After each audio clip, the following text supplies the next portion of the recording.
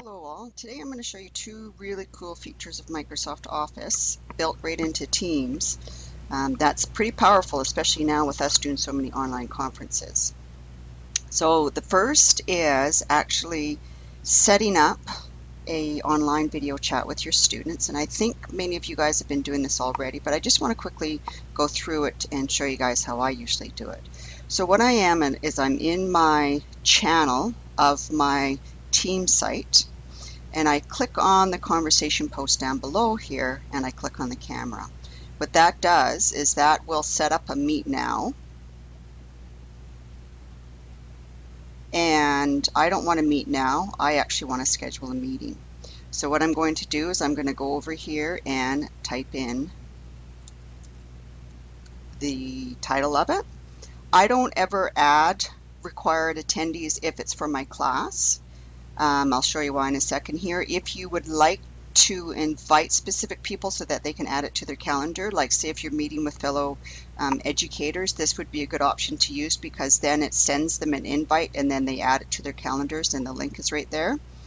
Fill in your dates for what time it would like to be, and this is why I don't send the invites out. I am going to post this invite in my conversation channel, because that's where I started it from. Don't worry about a location, and quite often I'll just type in a quick reminder, have a headset,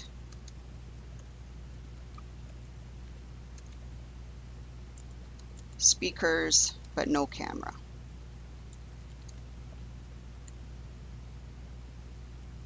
And then I send it. And what it does is it will add it right onto my conversation list here.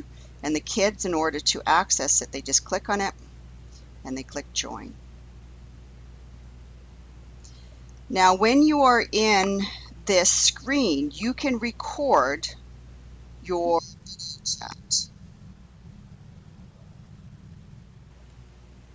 And I'm going to be showing you pictures now, because if I actually went into there and activated my camera, I wouldn't be able to do any more screen record.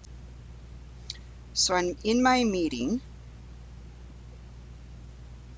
and if you hover your mouse just about the bottom third of your screen, this toolbar will appear for you.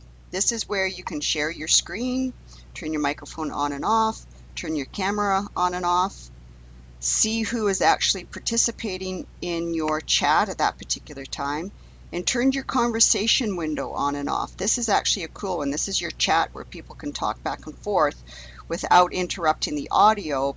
Questions can be posed here. But for today's video, I want to look at the start recording. So what this does is this will start recording the meeting that you are holding, and it will pop up a little window saying that you need to let everyone know that they are being recorded.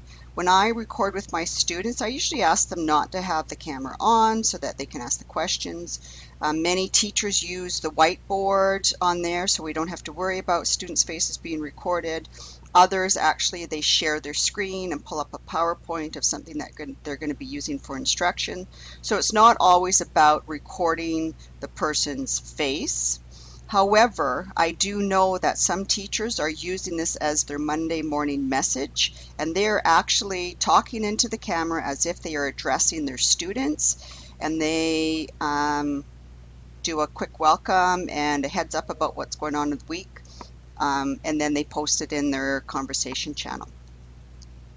So once you start recording, you can go through, let the lesson happen, and then when you're done, you use the same process. You click on these three dots, and instead of start recording, there's a stop recording there.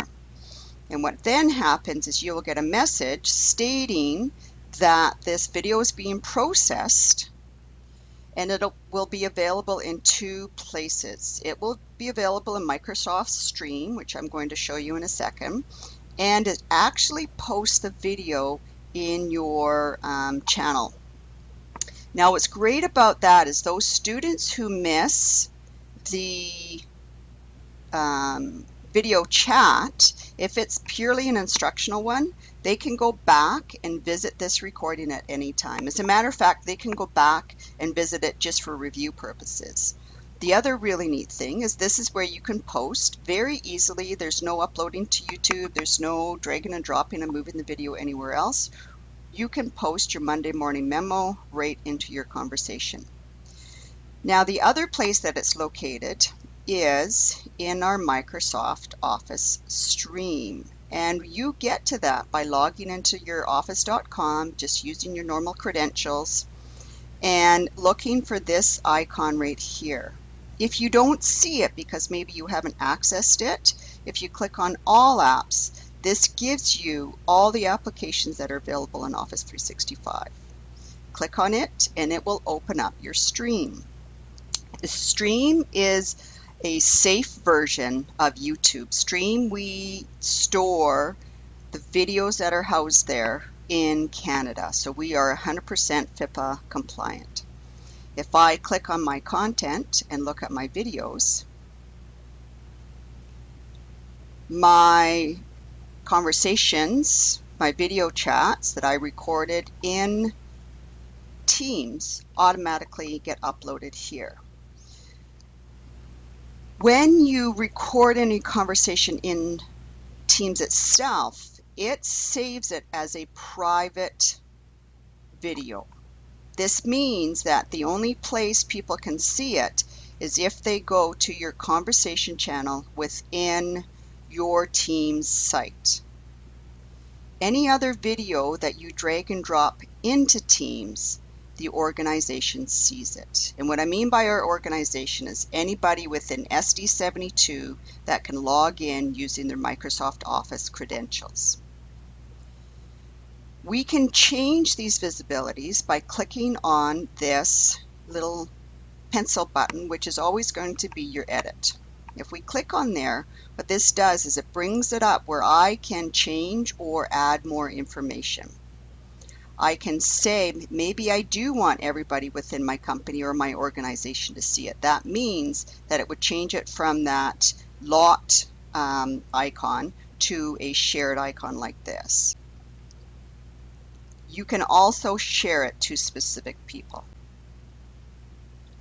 So what's really cool is we have this very powerful place where we can record and house videos in a safe method.